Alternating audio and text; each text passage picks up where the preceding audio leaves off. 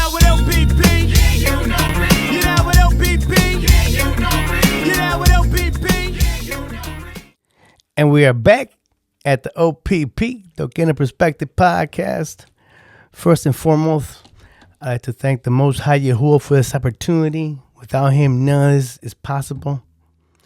All power, honor, and glory belongs to him. With that being said, my people, what's good? Mi gente, que lo que hay? I know I've been missing action for a little bit. It's been about a month since I've been able to get in here to do an episode. But like I told you guys last time, the Father has me working on another assignment that it's kind of overwhelming. It's kind of like taking all my time. So I haven't been able to get in here and speak with you guys, and share what the Father has taught me, and what the Father, what he teaches me, and just because I'm working, it doesn't mean he's still giving me messages, downloads. Since I have been here for a while, today I had to cut this message in kind of half, when it came to the downloads. But hey, we're here now, with all you beautiful people out there, So let's get started for today. So in today's episode, we are going to talk about. So what I'm gonna do is I'm gonna run through the whole word today, from the beginning to end, and it's just one aspect of it. And the way I'm gonna do it is I'm gonna tell it in story form. I will give you guys the Bible verses so you guys can go check up exactly. You gotta do your own homework. I can read it for you, but if you don't see it, if you don't pay attention to it, then you're not even going to get nothing out of it. So if I tell you the story and you're hungry enough to want to see, let me see it for myself, then you can read all the passages I give you. You can read about what I am talking about. And sometimes I'm not going to give you passages. I'm just going to give you books, because I think, you might have to, you just get more out of the whole book than you do out of just like one or two verses, So it's up to you guys. You guys must study yourselves approved. You guys, if you're hungry, you'll do it. If you're not, just listen, and then hopefully this helps you, motivates you into wanting to know a little more, and it's going to be very basic. It's very, very basic. I'm not going to go too in depth into things, so it's basically everybody can understand, first timers, people that have been here for a long time, or people that have been following the Father for a long time, or the people that are recent. This message should be pretty easy because I'm going to keep it very, very basic, So we're going to start. Why or how did we get to where we are right now? How and why?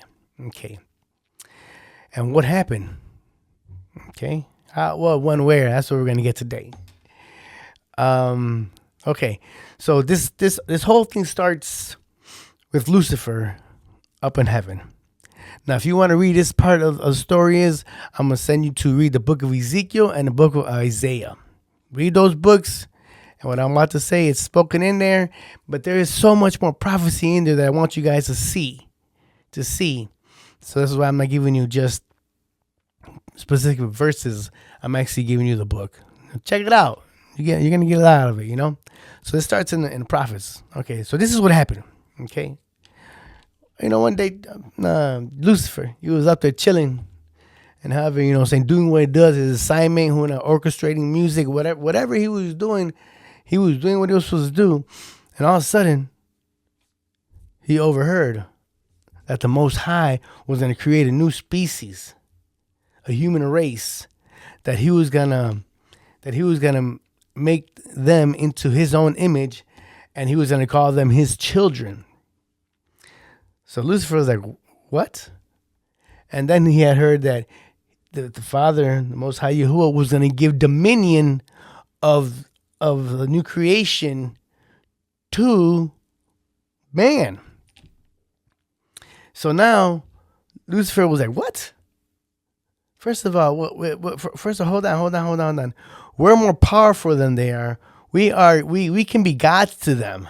How? Why would I look at them like your son, and I'm just your messenger? I'm just one of your messengers. He's your son. They're your sons, and I'm your messengers. So he started getting prideful. Like, I'm not gonna bow down to those people. No, those people should be worshiping me. And he probably said, hey, this is how we have to separate ourselves from you, Most High. And he went and he lied to 1/3 of the angels in heaven and told them stories. You can read about this all in Isaiah. I will do this. I will do that. I will ascend to the throne. I'll be like the Most High. You can read all that stuff in Isaiah. He made all these promises to these 1/3 angels, and they fell for it. Basically, he did the same thing to them that he did to the earth, to what we're going through right now. He did the same thing. He manipulated, he deceived, and he caused a war. Boom, boom. You know what I'm saying? They tried to overtake the throne. They didn't get very far. Michael came down. There was a battle. Whoa, boom. We're not gonna get too in depth. They got shot out of heaven. He fell out of heaven like lightning. Boom. Yeshua said that in the New Testament. So he's now he's down here. He's down here, okay? And so now the Most High creates man, Adam, boom, and then creates man and right now he's considered Satan. He's not Lucifer anymore, but he's always gonna be Lucifer, whatever. You can refer to him as anyway, devil, Satan. Those are all just titles anyways. So he was down there. He's like, oh, that's who's supposed to get dominion over everything here. That is, So you guys must understand. Once he saw that, the main goal that we're still battling today started that day when he first saw man. He said, my job is to take away dominion from him and take it for myself. Okay? Bam. My job is to take dominion from him and get it for myself and my people. And we will be their gods. Okay, time went on. Creation happened. The animals came. Eve came. And, everything was perfect. And then one day, remember, the devil is just a title. So there was this devil that showed up. He was the serpent. He was a devil. His name was Gadriel. He showed up and he seduced and he lied to Eve and told her that, if you eat this fruit, you're not going to die. You're going to be just like God. You're going to know right from wrong. All that sounds great. It does. It does sound awesome. Like, hold on. There's stuff I don't know. I would like to know. So, we're not going to fault Eve completely. Like he knew what he was doing. He came with a good lie and just confused her and just manipulated her. And, and there's a reason why he came to Eve. You got to understand. He couldn't come to man. He couldn't come to Adam because Adam actually saw, like, when he was naming the animals, the father was making these animals right in front of Adam, and he was watching them being made, and he named them, and they kept going. But Eve only had heard of that. She'd never seen it. So it's easier to deceive somebody if they've only heard about something or actually seen it. Okay? So he went to Eve. Boom. But again, remember, his whole job is to take dominion from man. Okay? And what did he do? He went and he without them knowing, he got in cahoots with what man loves most, which is women. Okay? So then Eve came and gave Adam the fruit, and Adam ate it. The Most High came down. Where are you? See, it wasn't a big deal until he ate the fruit. He was the one that was told not to eat. So he was given dominion. When Eve did it, it's like, okay, but it didn't. And the man didn't fall until he ate the fruit and he, did not follow the instructions. So what happened next? He didn't follow instructions. The father came down. Oh, who told you you were naked? Why are you hiding, Adam? Where you at? Oh, we're hiding because we got embarrassed and we were naked. And we were naked, so we hid. And the father goes, who told you you were naked? See, he already knew something had happened, and he had known that they ate from that tree of knowledge because they didn't know they were naked before that until they ate that. Then they found out they were naked, you know? So what the father do? The father, all right, you're out of the garden. You know, you broke the little covenant that we had together. You're out of the garden. You know what I'm talking about? Okay. So remember, the whole job of the enemy is to take dominion away from man. Okay. So next time that he tried to take dominion from man was, was also the fallen angels that fell, the 200 fallen angels, Semiaz, Azazel, and all of them. When they fell and took women for themselves, they had kind of the same idea. Let's breed man out the way, and create a whole new race. Let's create a whole new race, the Nephilim. And the Nephilim came and they destroyed everything. The world was hectic. The world was full of sin. The world was going nutty. So the father said, you know what? I got to clean this up. So what did he do? He caused a great flood. Boom. Took everybody out. The only people that were saved were 8 people. Noah, his wives, and his 3 sons and their wives, and just the animals that were in the ark. Okay, then they populated the earth again. They started populating it again. Boom. Then, in the book of Jasher, if you go to the book of Jasher, chapter 8, chapter 8, then Nimrod was he was king at the time, the first tyrant, first king, first tried to rule the whole world. Nimrod, he had Abraham's father was Turok, and he was close to the king, Nimrod. So when Turok's wife was about to give birth to Abraham, they all had a huge feast at Abraham's house. Nimrod and all his people they were there, feasting with them. So when the night came to the end and they walked out, Nimrod had gone, but Nimrod's saying like the people that were like his advisors looked up into the heavens and they saw the star move from the east to the west, and they kind of swallowed up a couple stars on the way.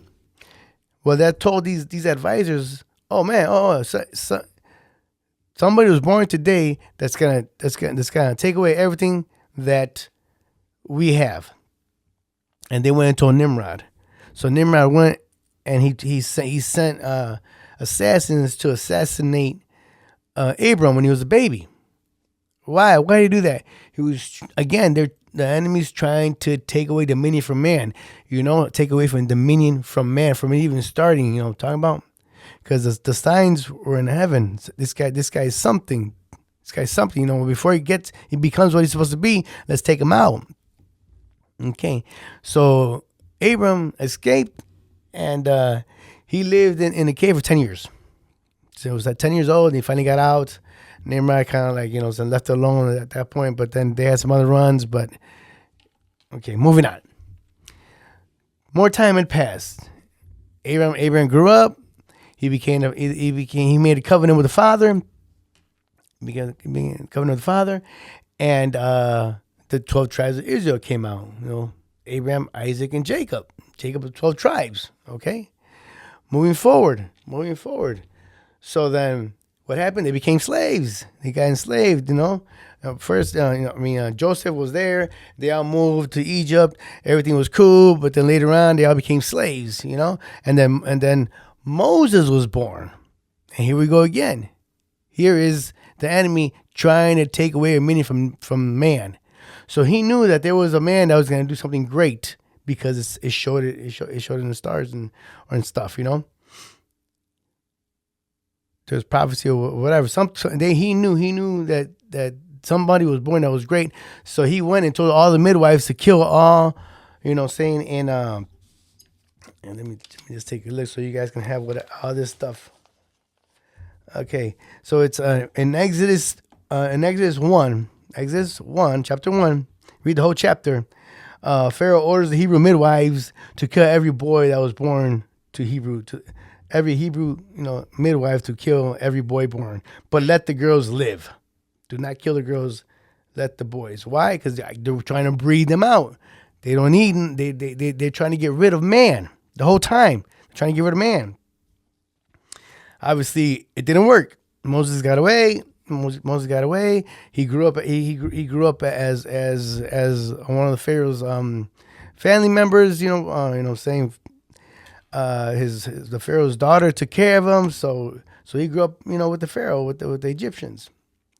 Moving forward, now we're gonna jump. I told you we're gonna make some big jumps. Okay, so far you have to read the book of Isaiah, the book of Ezekiel, go to Genesis, read about how Eve got deceived, and I forgot to tell you guys that one. That one's gonna be in Genesis 3. Genesis 3 is where you find that story. When Eve got deceived, then you go to Exodus, and then you're gonna find. Then you go to the book of Jasher, and read chapter 8, and you'll see what happened with Abram.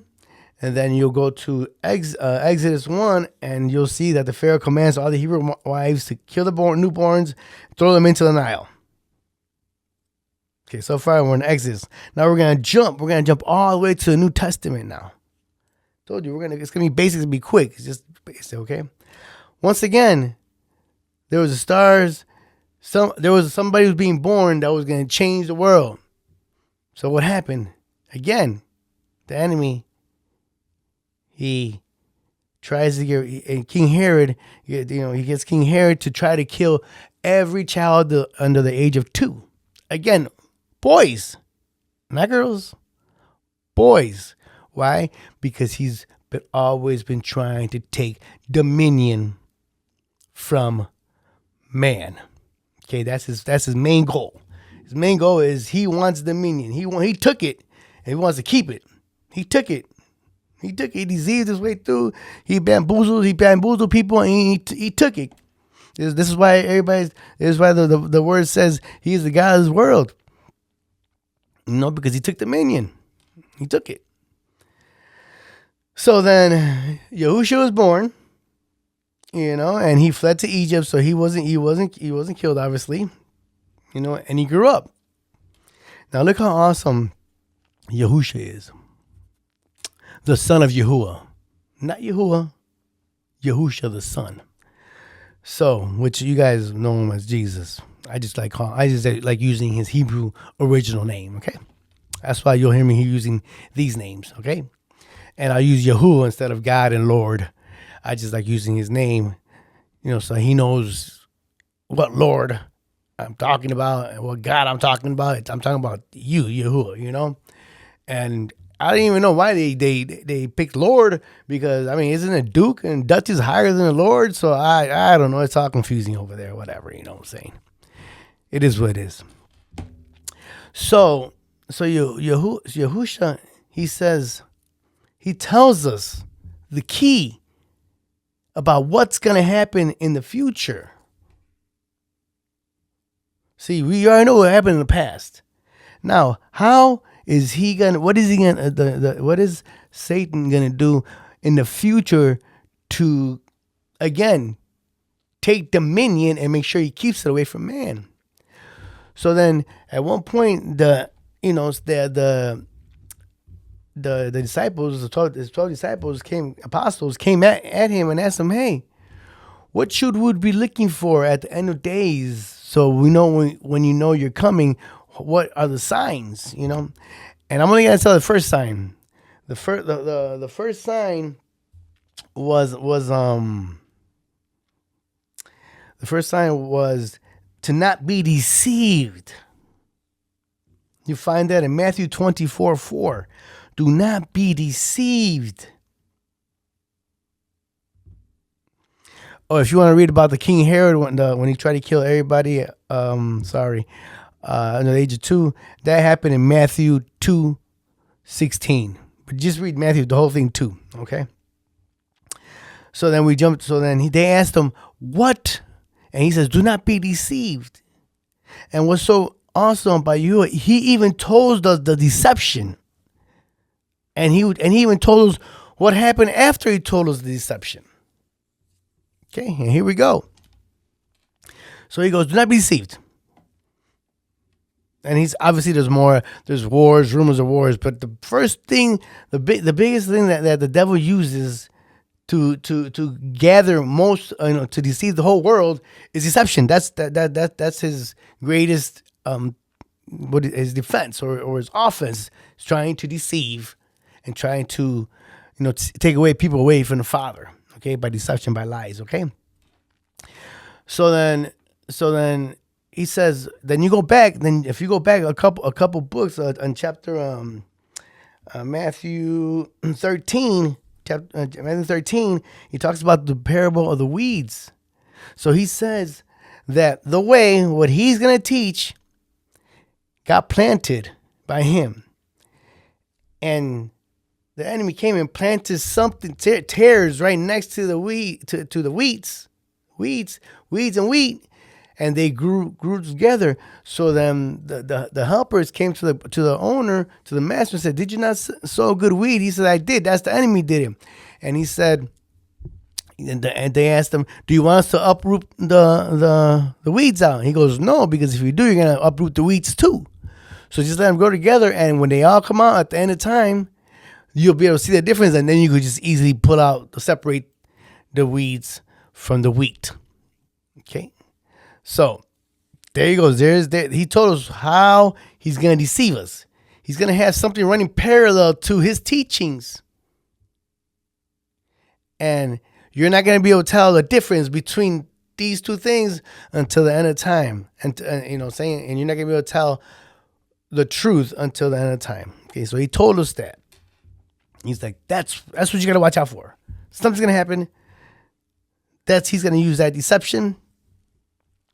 So you guys must be, and then a couple of chapters later, on Matthew 25, he talks about the parable of the 10 virgins. He goes, there was 5 wise virgins and there was 5 foolish virgins. The 5 wise virgins, saying that the bridegroom was coming home and he was coming late, so they grabbed the lamps, they grabbed the oil, and they grabbed extra oil just in case. They had to be ready. Those were the wise ones. And then the foolish ones came and they just grabbed the lamps and grabbed what they needed and didn't take nothing extra. So the bridegroom took a while in coming, so they all fell asleep. At midnight, there was a cry, "The bridegroom's coming." They all woke up, all their lamps were trimming down. So the ones that were ready, what they do? They just lit up their lamps. The wise ones, the ones the foolish ones, they asked the wise ones, "Can we have some more oil?" And the wise ones like, "No way, we're not gonna have enough for us. Why don't you guys go get some yourself?" Okay, so you must be ready for when this happens. It's gonna happen. So then they didn't have oil, so they went to get oil, and then by the time they came back, the door was shut, and they're banging at the door. Master, let us in." And the master says, I never knew you. I never knew you. You don't want to be. You got to be prepared. Do not get deceived. Do not fall for the deception. Be prepared for the deception. Do not be prepared for the time, because deception is going to try to pull you.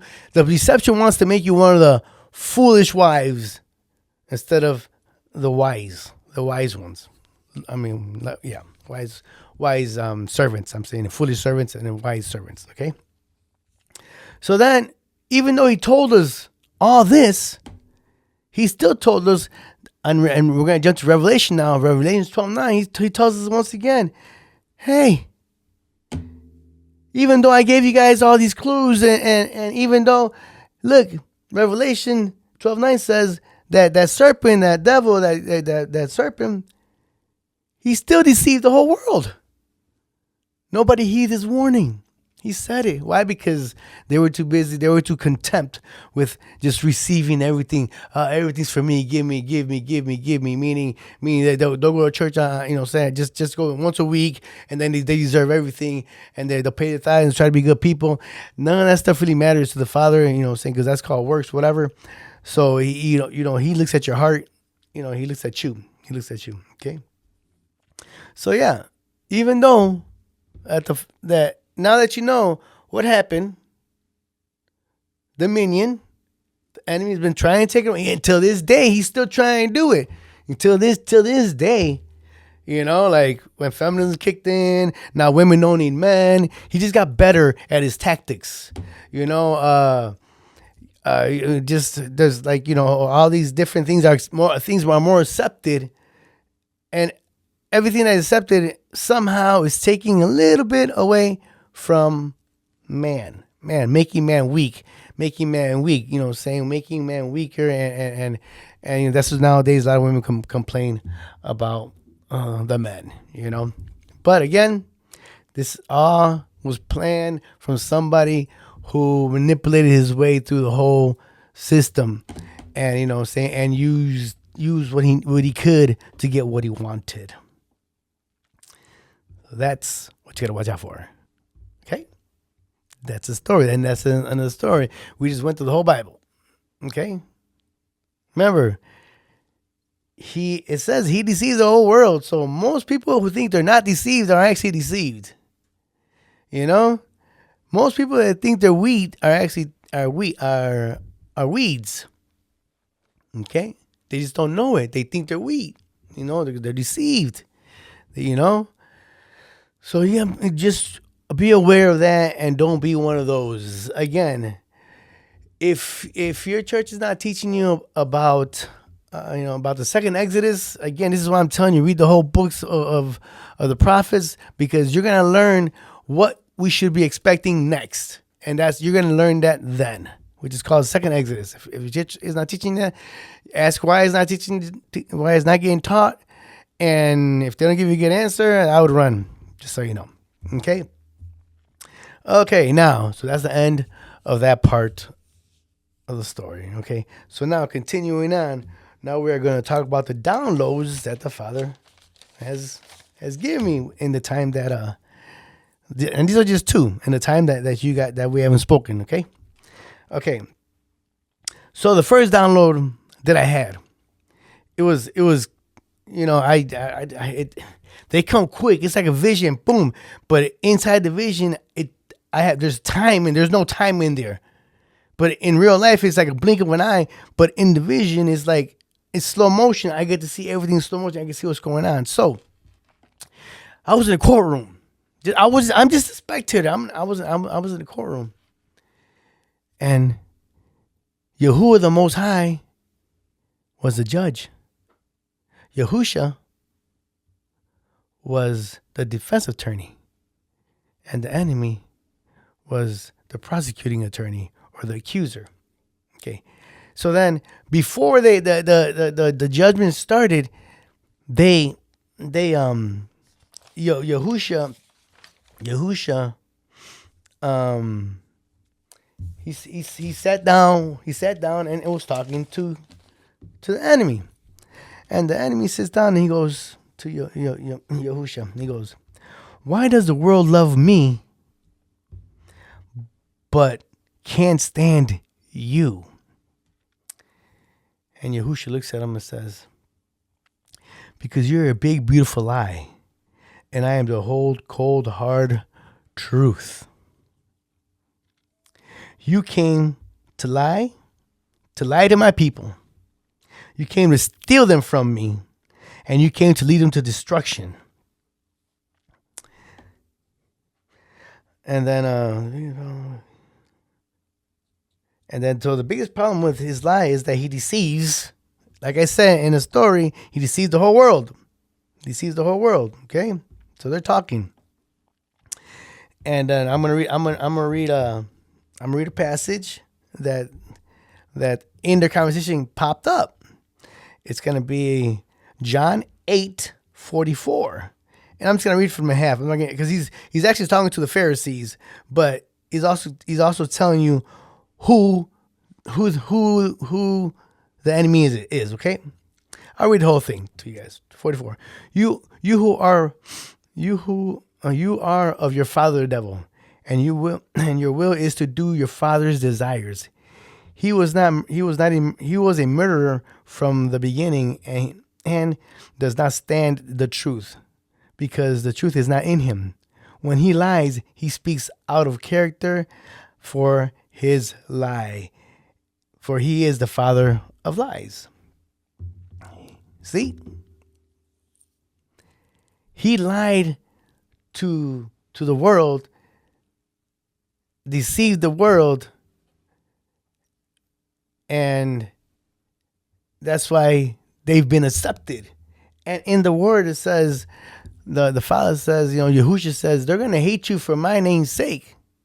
So if you're disliked, you're probably doing something right.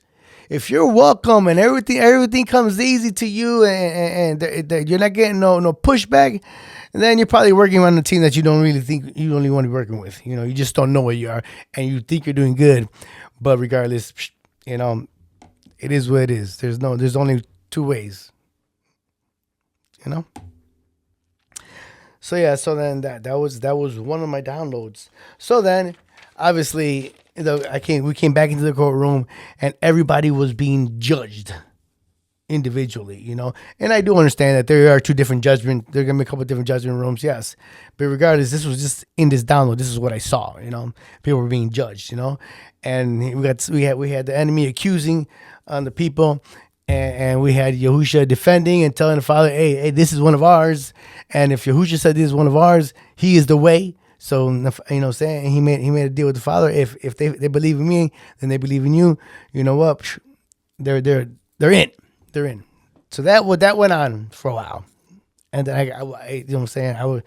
I came back, and it was like the blink was over, and I was like, whoa, that was kind of crazy though. Watching everything slow motion, So then, so yeah. Okay. So then the second download that I received was about pride. Pride. See, it kind of all falls together, Pride. Okay. So in myself, within the past couple months, there's been a huge battle within my head.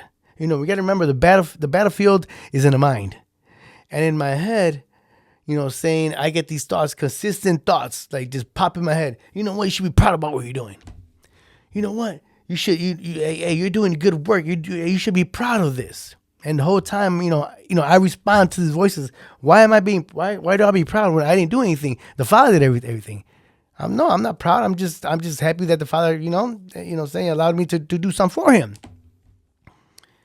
So that was been going on for the past couple of months. It was a battle, trying to get me to give myself credit, to give myself honor. But I would not do it. Then on the last couple of weekends, I've met a lot of my peoples, friends and stuff, whatever. And when they heard what was going on with me and stuff, they're all like, man, you know what? You should be proud about what you're doing. You should be proud. Hey, this is not easy, And quickly, I said, who's speaking here? Because you guys are using the exact same terms as these spirits were trying to give into my head when the battlefield's in the mind. You're using the exact same words. And I told my people, there's nothing really to be proud of because the Most High is doing everything. I'm just here, and I'm just amazed at what he's doing. I'm watching it firsthand, and I'm just amazed of what he can do with whatever he wants, So then I told him, it's cool, but you know what? If it was for the Most High, I wouldn't got nowhere near to where I'm at right now. He's doing all the work. He's doing all the heavy lifting. I'm just his vessel, So then, the weekend and the weekends end, a month ends, whatever. And finally, the Father goes to me. He get in the download, and he goes, okay. The problem about pride is being proudful is not a bad thing. It is not. As long as you don't take credit away from the Father. See, this is the way. We have to change our way of thinking. Okay? So, the Father goes, You know how you've been being told to be proud because everybody wants you to honor yourselves? How about this? Proud. This is how pride should work. How about having pride and being proud that I chose you for this assignment that you're doing? Be proud of that. Because I could chose anybody in the whole wide world, but I chose you. So if anybody had been chosen for something, he chose you. Be proud of that. Don't be proud of this. Everything comes to me. No. Give credit where it's due because if it wasn't for the Most High, you would not be the person, who you are. You wouldn't. And you won't grow unless you know this. Once you know this, you're going to see yourself grow exponentially in power, spirituality, So then, so that was the download. And I'm like, wow, that's pretty awesome. How he explained how we, it's the mentality, that we have that makes pride horrible. And then I was given an example, and my heart was broken. My heart was broken for real. It was. See, so I was watching a couple videos popped up, and I see that there's a lot of good in this world. There's so much good in this world. I see these videos where people, go to homeless people and pretend they're homeless, and the homeless, they're just, they're very friendly. They share their food, and these people get up and say, for sharing my food, he gives them money and walks away, and the homeless person's all like, thank you. And some people are like, I see bowing down to the people and stuff, that those are beautiful things. Saw another video of this little kid, which is beautiful. This little kid, it was lunchtime, and he was sitting down, and everybody was eating lunch, and he had his little lunch bag, but he had no food.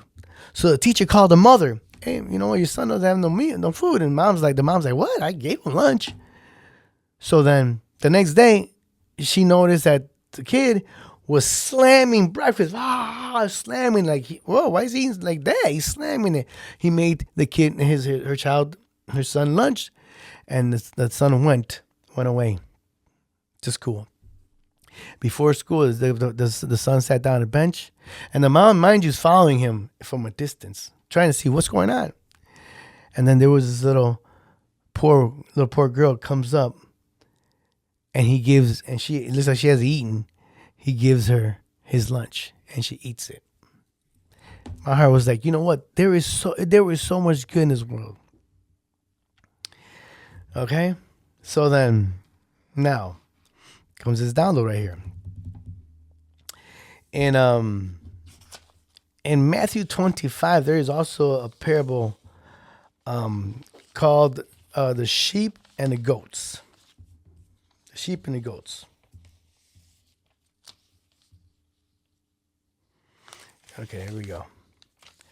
The sheep and the goats. Matthew 25. Read the whole chapter. Sheep and goats. Okay. The sheep do what the Father says to do, and the goats do as they please. They follow, saying. But a lot of times, you understand, the goats don't know they're goats. They think they're doing great. They think they're sheep, but they're actually goats. And again, it's how you go about doing things. It's only the difference. Okay? So the download was this. And this is a message for humanity right now. And you guys are doing a lot of things, but you're doing it for the wrong reasons. Like those videos. The Father wants you to do those good things. He does. He sees you. He watches you all the time. He's watching you do those good things, and he's proud of you doing that. So you're building up your riches.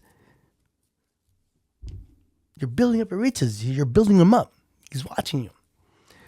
But the problem is, we go turn around and we did it for views. I need 200,000. I need 2 million views. You see? You did it to honor yourself and not to honor the Father. You took away honor from the Father. So if you just did it, doing these things, you do it from your heart, and do it to help the person. And walk away. Don't expect nothing back. Just walk away and leave the Father do what he does. Okay? Don't go in there and do it for specific reasons, You understand? No matter what way I look at these videos, that homeless guy, he doesn't want to be known as homeless or be seen bent down to somebody because they're giving them money because they're so in need. That homeless, they have pride too. But the pride has been stripped from them, and they'll do whatever for a helping hand. Like they, if they were only asked for the right helping hand, the right helping hand would come. So he tells us, and so he says, so do it for the right reasons. And then he even explains what these reasons are. Okay. So he goes, Matthew 25, verse 34 to 36. How does he go about judging this? And he says, I was hungry and you gave me food. I was thirsty and you gave me water. I was a stranger and you invited me in. I had no clothes and you clothed me. I was sick and you looked out after me. I was in prison and you came to visit me. Now, if you're doing these things like this, and you're doing it for the Father, your riches are being stored up in heaven. Your riches. You're a sheep. You're a sheep. Now, if you're not doing it, if I was hungry and you didn't feed me, I was thirsty, you didn't give me no water, I was a stranger, you didn't invite me in, I had clothes, you didn't give me no clothes, I was sick and you did not take care of me, I was in prison and you didn't visit me. Goat. See, it's the way of thinking. It's what the Father wants us to get back to the way that he has tried instructing us on how to think. But we've been manipulated to think the way that the king of this world wants us to think. That we don't need the Most High. All we need is ourselves. If we, and if we get him out of our way, we can do whatever we want. But what he's really doing is leading you to destruction by living that way, by thinking that way, by living on your life in that manner. You know what I'm talking about? So those were the downloads that I had received within the past, probably 2 weeks, 3 weeks, and I received a couple other ones. But like I said, it's because of time restraints. I'm gonna keep it down to just these 3. When I come back, I'll share with you guys some more downloads. But yeah, you know what? Hey, pride's okay as long as you don't take it away from the Father. Don't take credit from the Father. If you're doing something, understand this: you're being watched consistently. And as long as you're doing it for the Father, you're good. The minute you do it for yourself, then you're taking credit from Him. Then you're maybe not so good, But anyways, so that's everything for today's message. Hopefully this helps somebody out. Hey, go read the Word. Go read go read it for yourselves. Everything I talked about, go read it for yourself. Make those jumps. See what I was talking about. Like, oh my gosh, everything is here. Everything is in this book, and that's just one aspect. There's so much that the Father that he talks throughout the whole book that you got to catch these. You got to catch them, but you only catch them by reading your Bible. Read it from the beginning to end. So I know people like to tell you start from John and go that way. No, because the prophets become before you need to read the prophets to be able to read.